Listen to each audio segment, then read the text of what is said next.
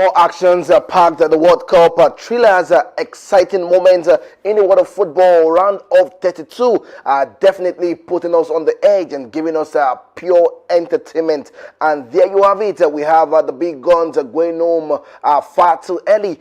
Germany yet again not proving they are world champions right from 2024. They have been struggling to move out of the group stage and also the qualifying games. The Netherlands have it all to do on penalty shootout and still not been able to exit themselves away from penalty sport when it comes to the big stage of football. They call them the Brazilians, Morocco of African football. The Atlas Lion were able to make it through against the Netherlands, and definitely Paraguay for the first time in their history are through to the round of 16 of the FIFA World Cup. Definitely we have so much still packed up. The Brazilians were able to make it through right there. The game ended 2-1 against the Blue Samurai of Japan. All this and more on the show this wonderful morning. Once again, you're welcome to Dominion Television, your channel of choice. This is Dominion Sports, where we talk all things sports right here on the go, from the local front to more stories making the round in the European scene, and back-to-back action in the world of tennis, and giving you updates in the world of basketball. I am Paul Abe Toluwanimi, and I'm not alone in the studio this wonderful morning. I have Sanuruddin Alimi joining me to talk sport right here on the go, back-to-back action, and definitely we'll be starting off from the local front. Well, before that, let me welcome Sanuruddin. Top of the morning to you, my brother, and how are you feeling? Good morning to Luadimi. Good morning to our viewers. It's nice to be back again. I'm feeling very nice and elated this morning. The World Cup's have drama, and my night off in front of the TV wasn't wasted. It was drama. 2 a.m. drama. 2 a.m. drama. It was drama right from the beginning of the game to the end, and we saw late goals. We saw things turn out in the penalty shootout, and it's just exciting. And not just the world of football serving through in their transfer. The draft for the NBA is going on at the moment, and we are seeing loads of permutations and commutations just to get a fantastic team to compete for the NBA finals next season. So it's exciting times right now, and Wimbledon is going on. Defending champion and world number one Jannik Sinner is back on the grass. Did what he had to do yesterday, got his first victory, and Novak Djokovic, who is in and around the corner. Yeah. Serena returns today, 4 p.m., be there, and we'll talk about things that leads up to that right on before the end of the show. You didn't talk about the fashion of Naomi Osaka. You mentioned that yesterday, and definitely she pulled that through yesterday in the entrance. You expect her to serve at every Grand Slam this year. She's turned out with fantastic outfits in the beginning of matches, and a lot of people criticize her, but she stuck to that and said that's the only thing that gives her life outside of tennis, and you won't blame her for doing that. Beautiful. You find joy in incorporating fashion and passion together.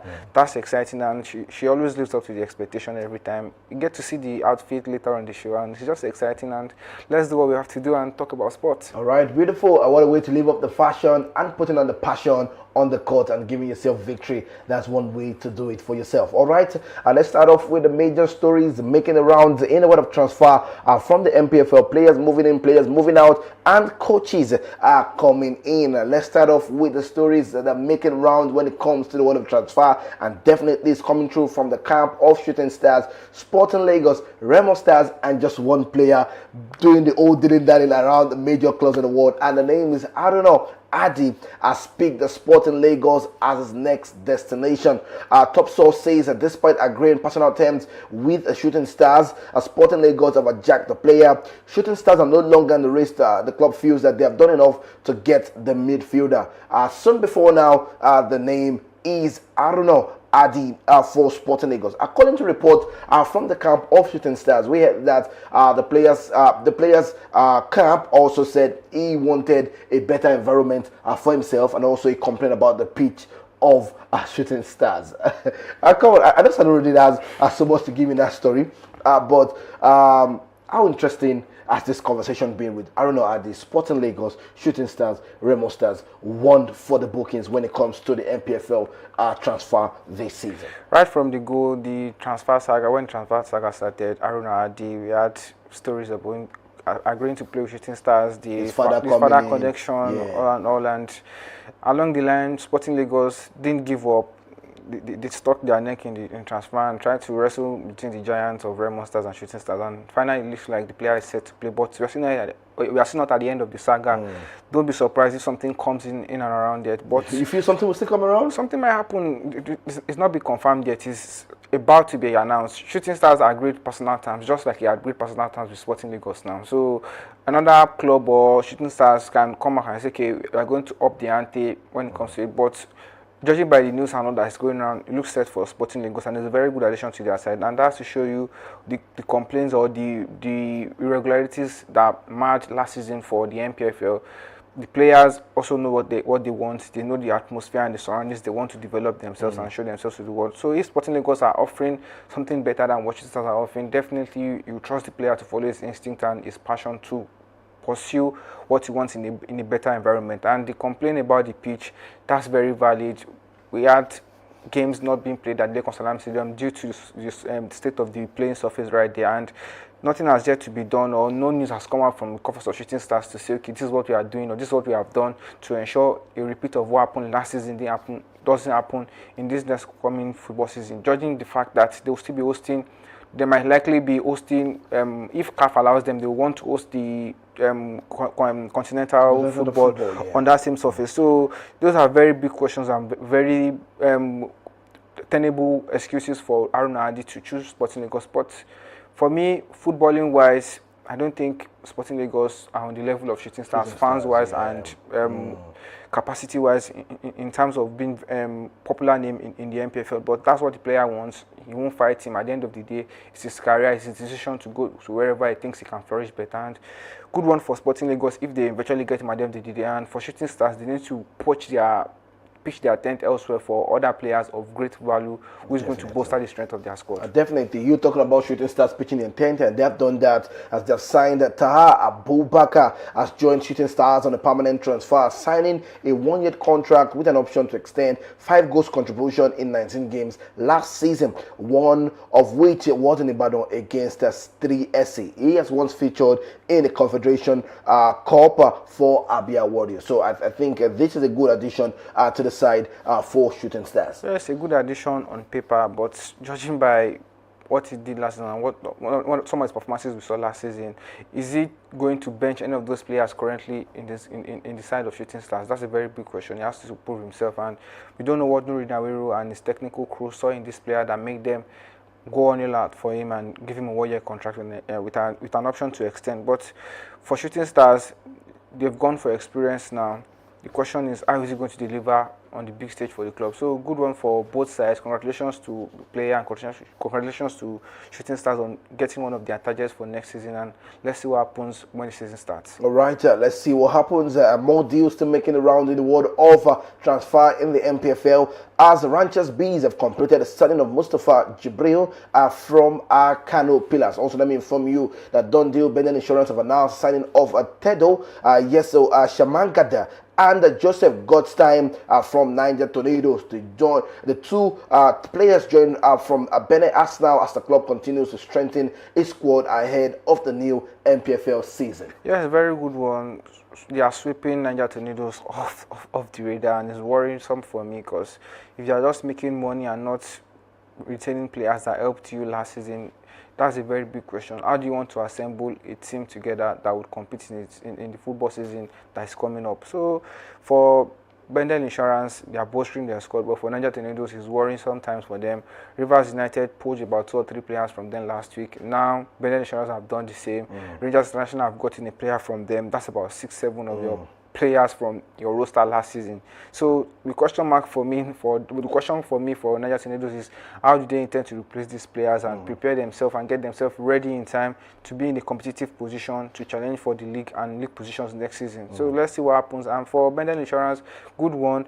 They had a stint of form last season where they were unbeaten for a while, but they couldn't get to the next level to compete and push the teams that qualify for the continent. But we still expect a form of opposition from them next season to challenge for top spots in the NPFL. So it's exciting times, and like I said, the transfer window this time around is exciting.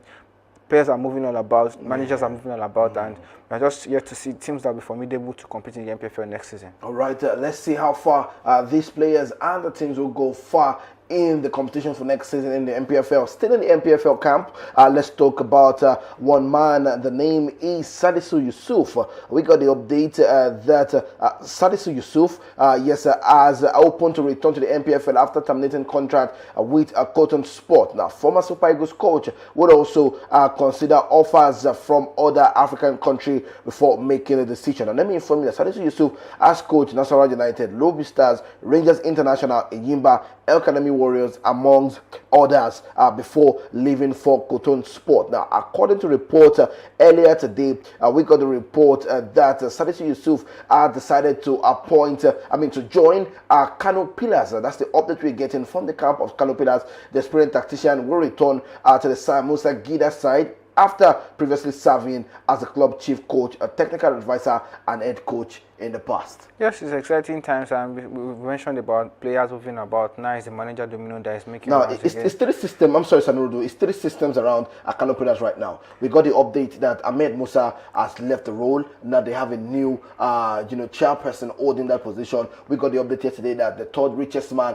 wants a stake in Kano Pillars. Now they have a good tactician. We're talking Salisu Yusuf. Yes, it's a very good one, and prior to his appointment, you mentioned the amount of clubs he's coached in the MPFL. He's a former Super Eagles coach, so that shows you definitely he has the wealth of experience to manage the side as Kano Pillars. And for all the developments going on around Kano Pillars, everything is pointing to the upward direction for them.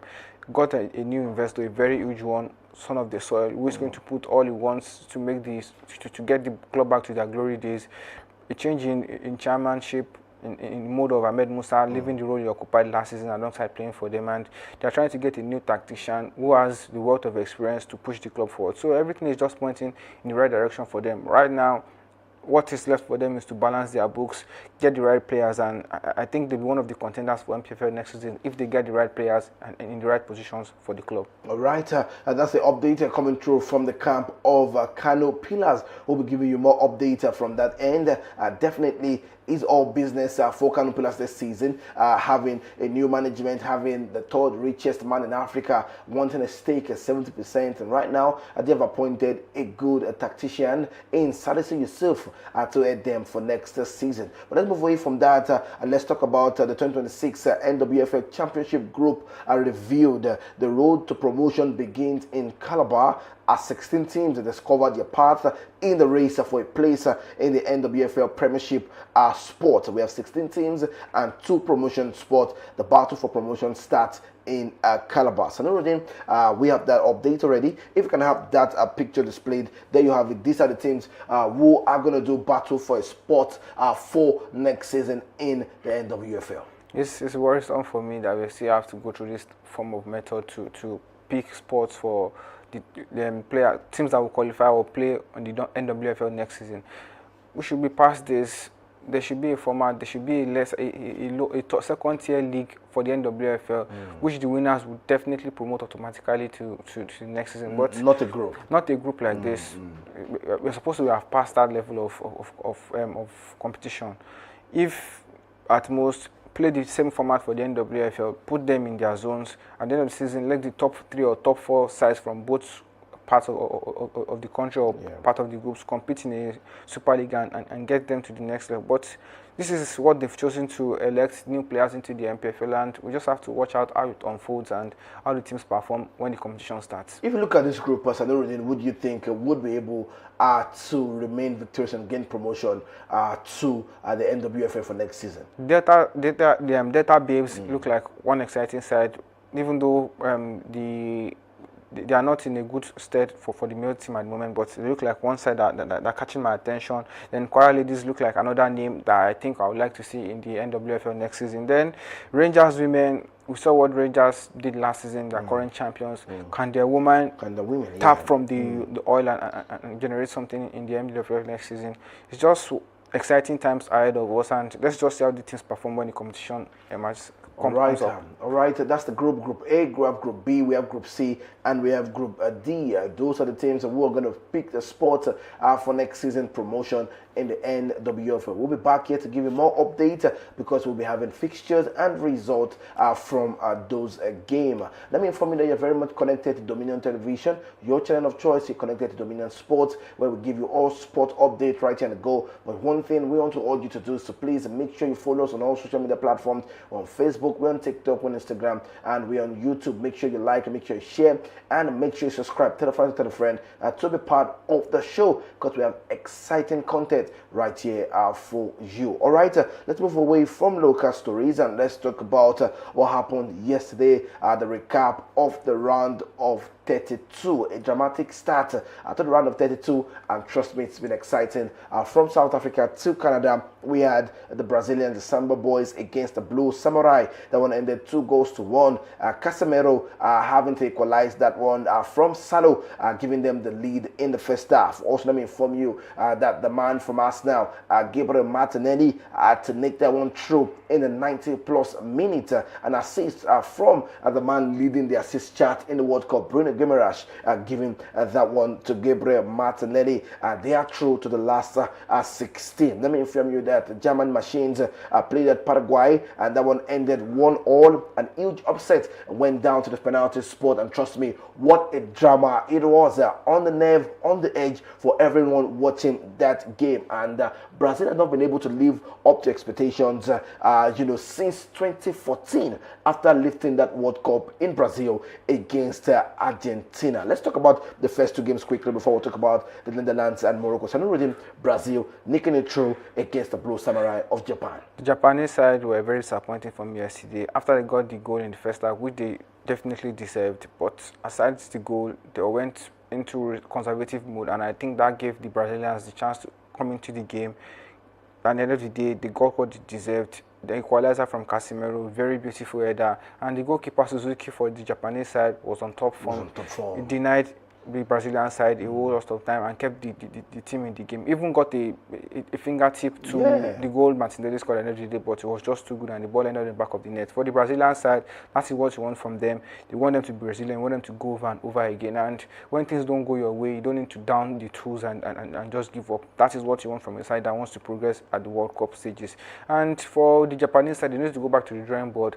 Yes, we hailed them for their tactical masterclass, but yesterday was all absent on the field. They were just all behind the ball, trying to soak up the pressure and take the game into extra time.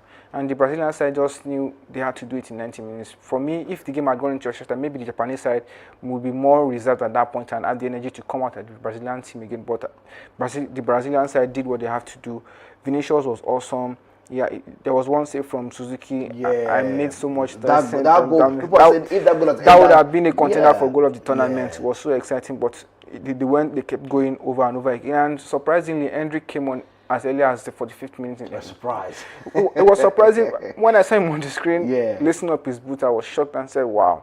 Ancelotti finally listened to the critics and brought in this boy. And it was exciting. It was one of the players that created space for the wingers to move into space and create chances for the Brazilian side. And Gabriel Magalhães, very beautiful cross for Casemiro to get the first goal. And Casemiro, right place, right time. He gave him four of that chances, and he scores 3 out of 4 chances when you give him the ball to his head, and that was exciting to see. And for Martinelli, came on when he was called upon, had the chance to slot the ball in the back like that, he delivers. He delivers. It's clutch. We've seen him do it with Arsenal time and time again, and in the Champions League as well. So he came onto the pitch and was exciting. And for the Brazilian side, well-deserved victory. And for the Japanese side, next time, I think when you get the goal up ahead, you don't go back to defensive mode. The style that has worked for you right from the beginning of the tournament shouldn't be one you abandon in the middle of the game against the Brazilians or any other team in the competition. They have to learn their lessons now and go back to him. Sadly, there will be no fans in the stadium to clean to clean again. Yeah, definitely. So I want to ask you quickly: do you think there's still a fear factor in the Brazilian side? Because days where you remember Kaká, Juninho, Bebeto, Ronaldo, you remember Roberto Carlos, you remember Ronaldinho. Those are the fear factor. But right now, there's no fear in the Brazilian side again. It's just maybe a moment where a player can just, decide the game individually and all of that. Do you stand with that? I stand with that. I definitely agree with you. Like I mentioned, if the Japanese side had gone to and not respected the Brazilian side, I think we would have had a very different result, or if the game had gone to extra time. But the Japanese side just switched off completely after getting the first goal, tried to defend as much as possible, and the Brazilians just kept finding spaces in behind the defense of the Japanese. And you are playing against a team like the Brazilians who have tricksters in between them.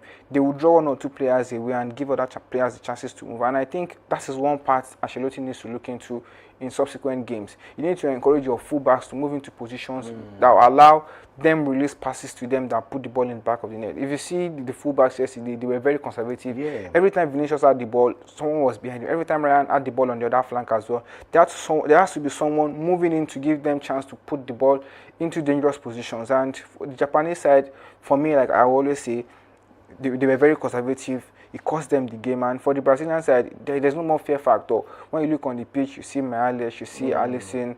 On the fullbacks, you struggle to know the names of those players that are playing those positions for them. Ryan, you can't compare to those of Robinho, Ronaldinho, Ronaldo de Lima, Cafu, Roberto Carlos. These names would strike fear in the mind of any opponent who wants to play against them, because these players were the players, they were them. Kaká, Robinho, anyone you name from the Brazilian greats who won the World Cup or in the golden days of the Brazilians, you definitely know. But in the midfield, you see Gabriel Magalhães, Casemiro, Lucas Paqueta. These are names that would, on a good day, not strike fear in the mind of opponent. And the Japanese just lost a chance to defeat one of the less prominent sides in Brazilian history over a period of time. All right, that's the update. 2-1 2-1. It ended. I'm sorry, for Brazil against the Blue Samurai of Japan. Let's move away from that. Let's talk about the champions in 2014, and they have not been up to par when it comes to the World Cup after 2014. It's been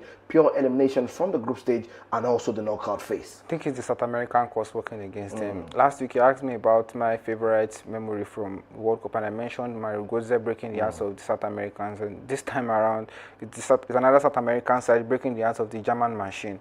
They were under par yesterday as well. They couldn't get the ball in positions that would effect changes, and the Paraguayan side, kudos to them, they defended well, had their chances, made their moments, and at the end of the day, they're able to move themselves on to the next round. Yes, the match went to penalties, shootouts, which I think shouldn't have happened if the German side were more serious and more focused into the game. That's to show you, I think there will be a change in the setup for the German side.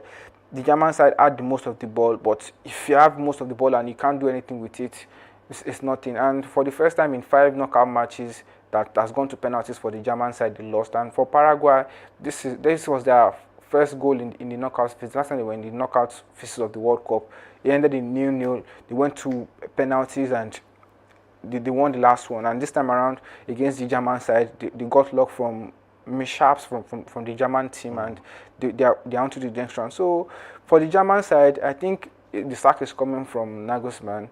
Is not proven to be the perfect tactician that will take them to the next level. Last time I saw the German side play something of what was under the current Barcelona coach Hansi Flick, even though he himself faltered on the big stage when it came to Euros and the World Cup. So 12 years, a dozen years since the last time they were champions of the world, they are still facing trouble in and around positions. Jonathan Tah is not the player.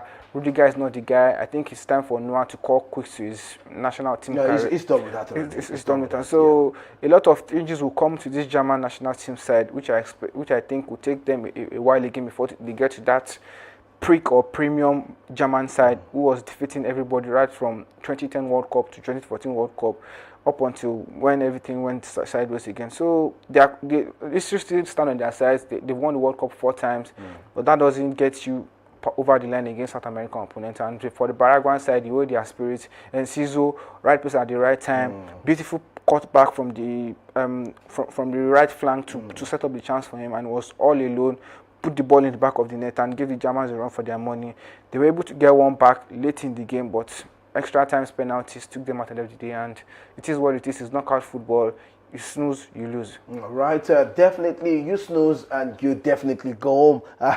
Not even losing right now, you're going home definitely. We're going to be back to give you updates from the game between Netherlands and the Atlas Lion, and we'll be giving you more updates on the games to look forward to today right here in the FIFA World Cup 2026. And do not forget, we have updates in the world of tennis and also the world of basketball. Stay connected.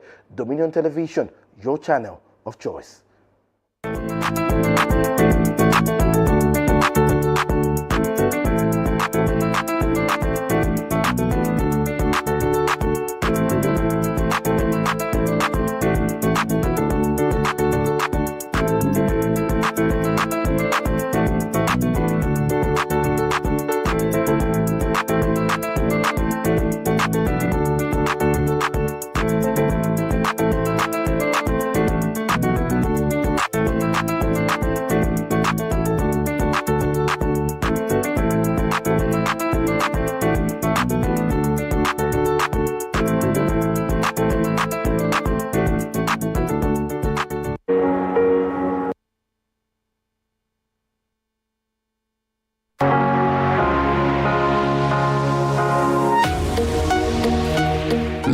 Live from the heart of the action. Welcome to the nerve center of Next Level Broadcasting.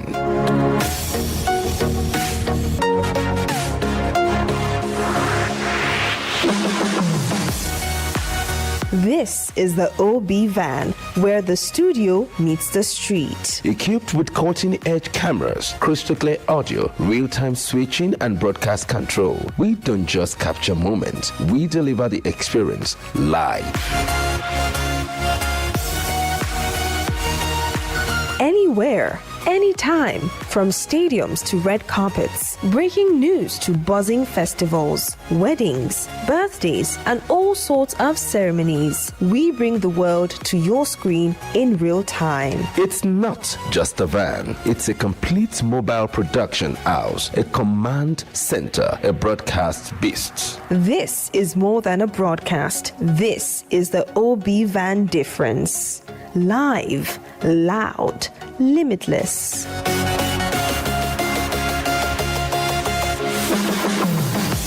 Ready to go live? Like never before. Book the OB van today and take your event to the world. One powerful broadcast at a time.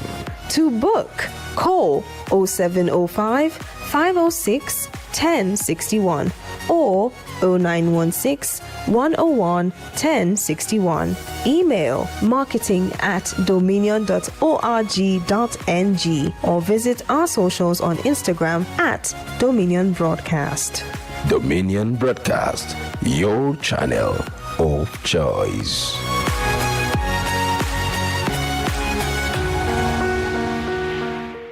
All right, you're welcome back to Dominion Television, your channel of choice, at Dominion Sport, right here on the go. If you're just joining us, you're still enjoying all the frenzy of all the updates in the world of sport from the local front. I've been able to give you updates from the MPFL transfer saga. I don't know, Adi moves away from Wiki tourist to Shooting Stars. Sporting Lagos doing battle with Shooting Stars for the player. Salisu Yusuf back in the camp of Kano Pillars. All more updates from Ranchers B and Niger Tornadoes leaving their players out and wondering what next for them, and definitely give you an update in the NWFL as just 2 promotion spot left for those who need it the most. And also we are back here giving you update and a recap of the round of 32 fixtures from the World Cup. Brazil are through. They're going to face Canada. The German machines lost on penalty shootout to Paraguay. We're about to talk about the game that happened 2 a.m. and if you watch that game, you should be on the edge. That one ended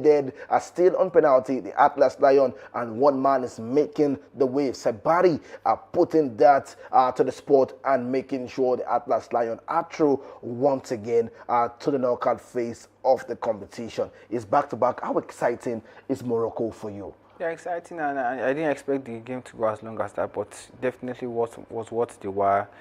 Exciting football from both sides. It was hard to separate them. Gakpo got the early goal, the late goal in the 76th minute for the Netherlands side, and we thought that was the end of the game, but the Moroccans kept pushing, and finally right at the death, they got the equalizing goal from Issa Diop.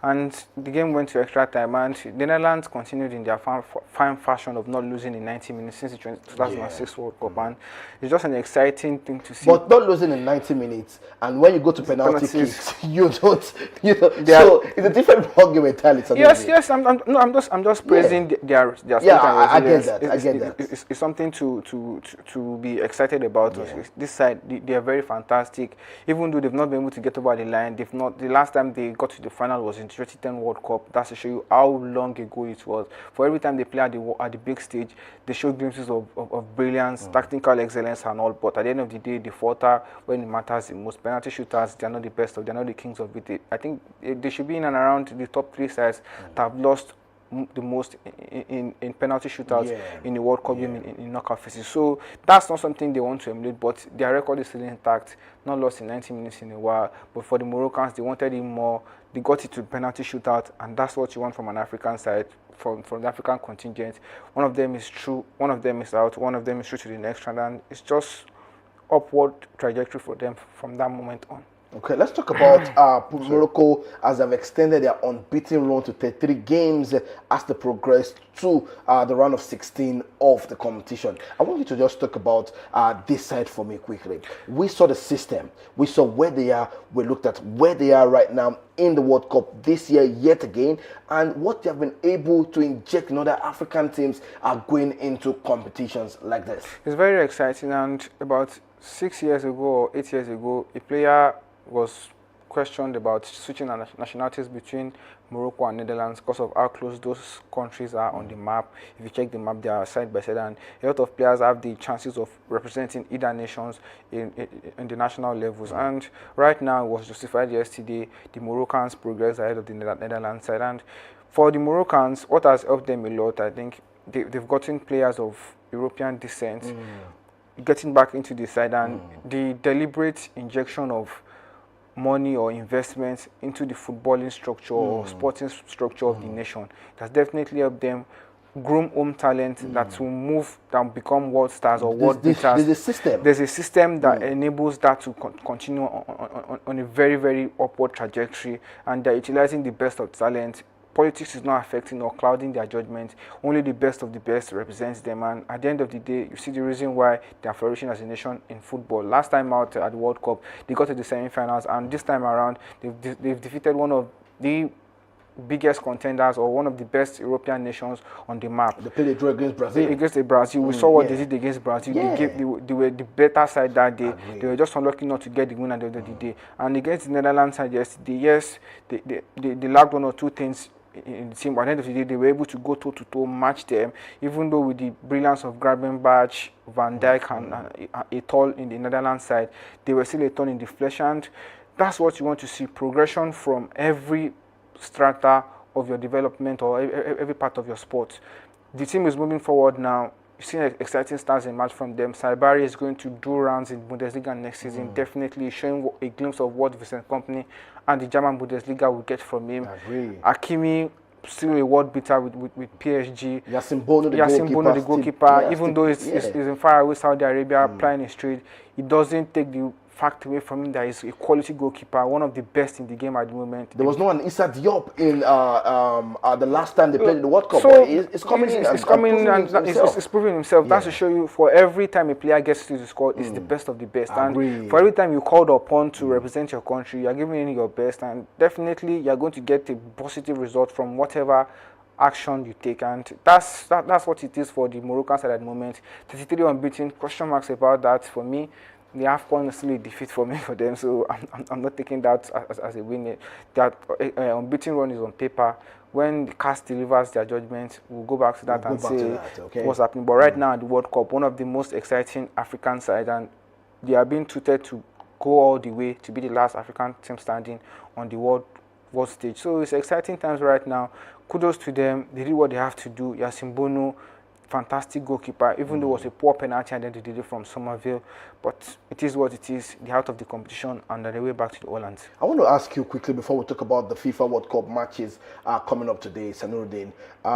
What cue can Nigeria's system learn from this? Now, we saw the meeting in Abuja. We saw all of that, the NSC, the NFF. They are coming together as a joint collaboration. They want to make things work. But if we still have those people in power, do you think it can work despite they have a set goal that they want to achieve? And you just talked about Morocco. The system is working. It's working because they choose to make it work. And it's working because, you know, when you look at the system in general, sport for them is boosting their economic value as a whole, as a country. So how can we make it work in Nigeria? Look at England. The biggest investment in England is the football. There is no business in England that is as flourishing as the EPL or everything that has to do with their sports. That is their greatest infrastructure. That's why you see them pumping money into it, raise the value of the game, bring rules and regulations that would better endear the heart of the fans to pay huge money to watch them do what they do. Definitely Morocco has started from that, and yesterday we were speaking about them saying no, enough of African competitions. You guys are not well prepared or are not well, don't have a well planned, a well detailed plan to host or to carry out your competitions, develop other nations as well, and let's have this level playing field for African countries on the continent. For the Moroccan side, they've done a whole lot of good for themselves. They invested heavily in the infrastructure, and if you invest in sports, definitely healthcare is going to follow, because you need health insurance. You can never say too much about health insurance. It's going to definitely promote the health of the players, give them diet, and definitely the amount of jobs in the sporting in the sporting system is too numerous to not count. Let's leave the core of the football team aside. You need tacticians, you need healthcare, you need people in the healthcare department, you need nutritionists, you need security, you need transport guys, you need everything in the sporting industry, and that's a whole lot of jobs. Imagine the Super Eagles not having a base camp as at 2026. Every nation in the world has where their team converges. When the national team list drops, okay, the Holland have a whole town dedicated for them, in and away from the buzz of the media and all, just to bond the players together before they move to wherever they have their competition. The Super Eagles have a base camp. They don't have. They don't have. When they come, they lodge them. They're in Abuja, Port Harcourt, you know, all around. And that's sad. If there is a proper base camp for the national team, the developmental teams of each nation, so can also have a section of the complex for their training, hostels and all, that's going to help keep the team together. Okay, we know this is where the national team coach, this is head coach, this is where his office is, this is the technical crew, this is the data analytics side, keeping a tab on all the development and all the movement of players in and around. So we can go on and on about the jobs that the sports industry is going to create. When it comes to the TV guys, the equipment, the engineers, the security, everything that will make everything move smoothly is in and around the sports industry. But sadly, we are not tapping into that. And you said we should take a cue from Morocco. Yes, if we can, we need consistent progress in our sports industry. We know it's not going to happen overnight. A lot of things are dilapidated, a lot of things need to be structured, a lot of projects need to be reawoken, and a lot of things need to happen in and around the sports system. So yes, it's doable, and yes, if the current set of guys that are at the helm of affairs are ready to do it, definitely can move on. And if they don't have the ideas or don't have the effrontery, come out of office. To come out of office, and let's put the right people in the right positions. We don't want debunking news today coming out tomorrow and say this is not happening. We set these rules. This person is flouting it.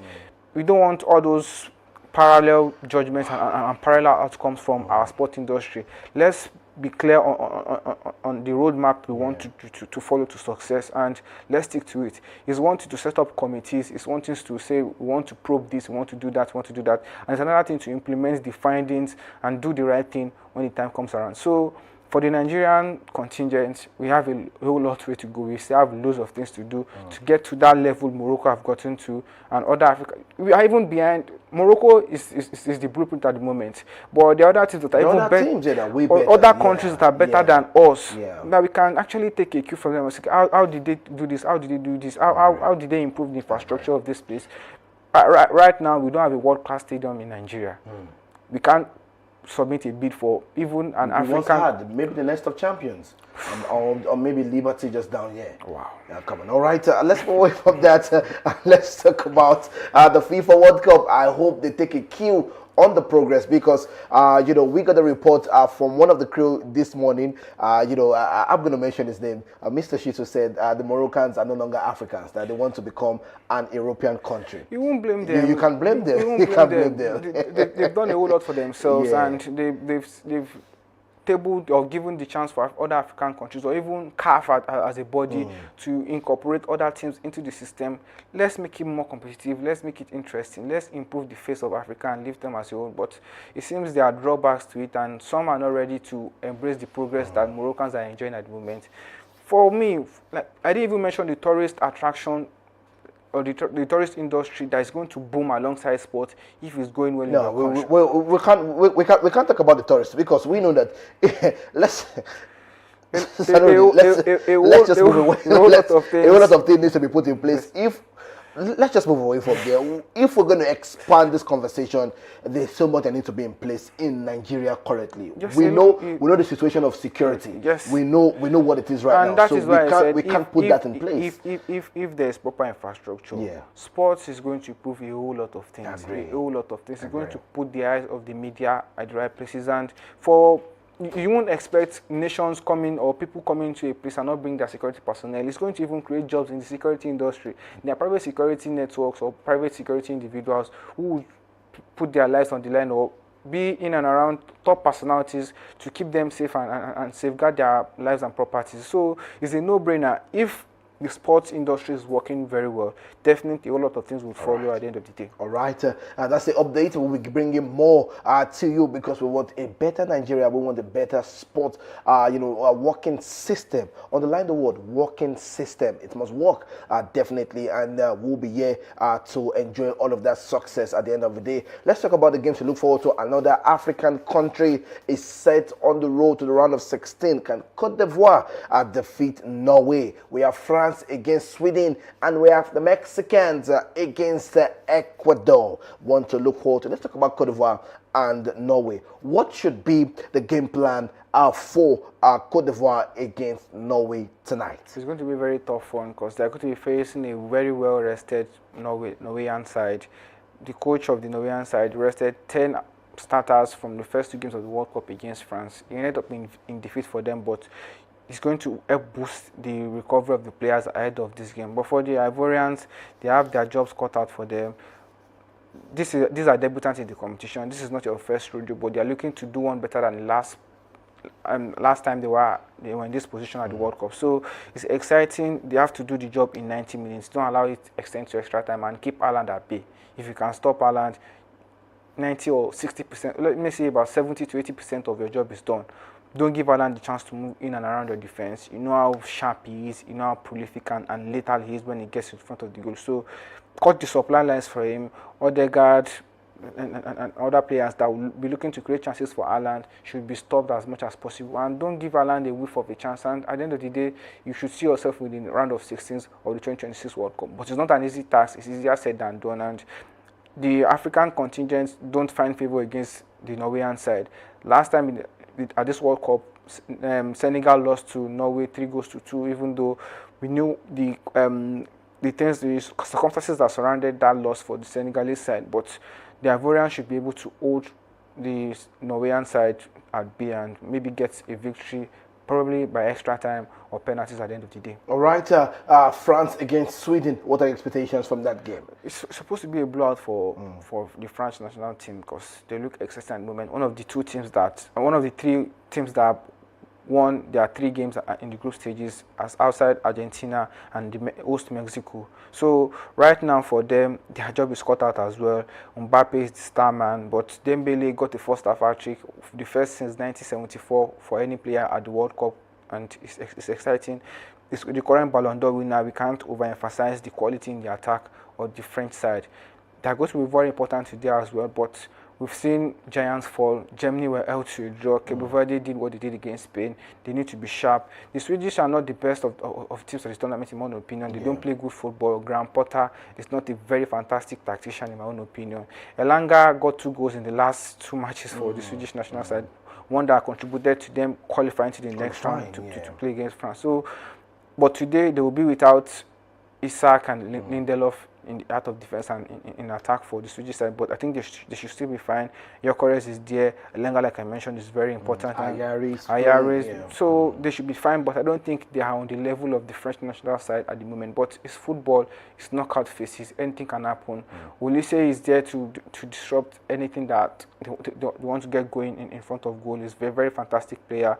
Doué, Bakola, whoever gets the nod to start in front alongside Dembele and Mbappe, it's exciting to see. So the French national side look like a balanced side at the moment, even though for me I still have question marks about their midfield. But aside that, the French side should be too powerful for the Swedish today, and at the end of the day, see them in the round of 16. All right, Mexico against Ecuador. That's a very tough one as well to call. But for the Mexican side, they are playing in front of their fans at the Aztec Stadium. They've not lost in 33 games in front of their fans, and that's one problem for the Ecuadorian side. They had to do it late against the German Late, side in the yeah. last game of the group to secure qualification to the next round. But playing the Mexican side in front of their fans, if in their formidable nest, I think it's going to be too much for the Ecuadorian side.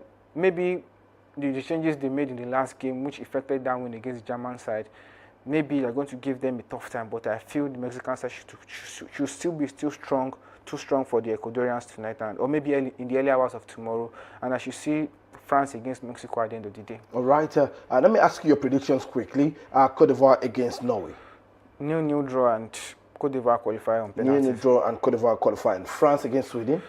France 3-1 or 3-0 at the end of the day. And France qualifying at the end of the day. France will qualify. Mexico against Ecuador. 2-0 Mexico. Okay, 2-0 Mexico. All right, I need to drop my predictions because we'll be having this on the show when we come back tomorrow to discuss that. For me, Cote d'Ivoire against Norway is going to go in favor of Cote d'Ivoire on penalty shootout. It's going to be a 1-0 draw penalty shootout. Cote d'Ivoire edging out on penalties. France against Sweden. France edging out 3-1. France winning that one. Mexico against Ecuador is going to be in favor of the Mexican 1-0. All right, you can also be part of it. Drop your predictions right in the comment section, and you can win something right here on the show. So, Nuruddin, do you think Mbappe is going to extend his goal scoring? Yeah, it's going to be on a score sheet tonight. Wow. It's definitely going to be on a score sheet. What about the game in Mexico and between Mexico and Ecuador? Who do you think is going to be the decider? You predicted a 1-0 victory for Mexico. I think it has to do with the defensive quality of the Mexicans for me.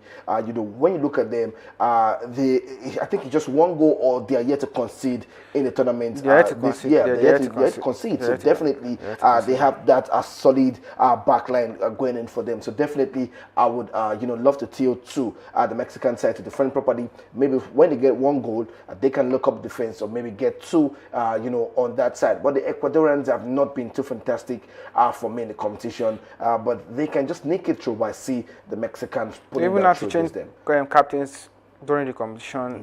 There are news-making rounds now that Mujica Caicedo has gotten the captain armband from Enner Valencia after the shambolic performance he had in the second game at the group stages. So maybe it's going to go in your favor today. Maybe. We'll see what happens by tomorrow. All right, let's talk tennis quickly. Are you able to give us that update? I would love to see the fashion display from Naomi Osaka as Sanuruddin prepared to give us updates in the world of tennis quickly. What a way to announce yourself to the world again, and it's exciting to see Naomi Osaka. Every time she comes to the world stage, she shows us what fashion is, and even though the critics are all coming around and say we don't expect this, only champions are allowed to do this, she still shows the naysayers out and say, I'm going to do my thing. And it was exciting to see in her all-white draped kimono, all exciting, and the way she wasn't the only one that caught my attention with that fashion display yesterday. Grandpa Nole, as he's called in several ranks right now, showed what the world it is coming to the stage as a grandmaster. Got the victory at the end of the day. Yannick Sinner, I mentioned earlier, defending champion, world number one.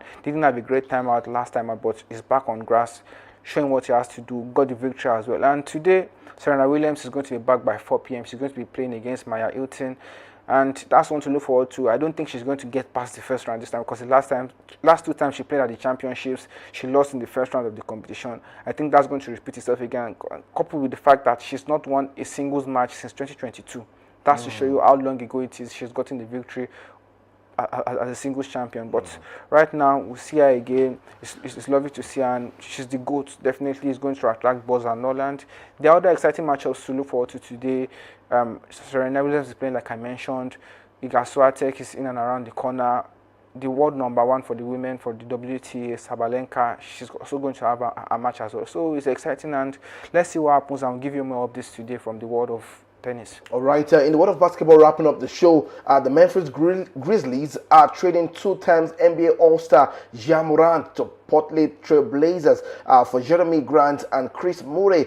Source giving us that update, and it's shocking news, but let's see how far that one will be for the NBA All-Star man Ja Morant. That's where we wrap up the show today, right here on Dominion Sport. I want to say a big thank you to the producer, a big thank you to the crew, and everyone that stayed connected to Dominion Television. We're going to see again tomorrow to give you more updates in the world of sports, but just stay connected to enjoy more beautiful content from Dominion Television. Have a fantastic day, stay blessed, and bye for now. Bye.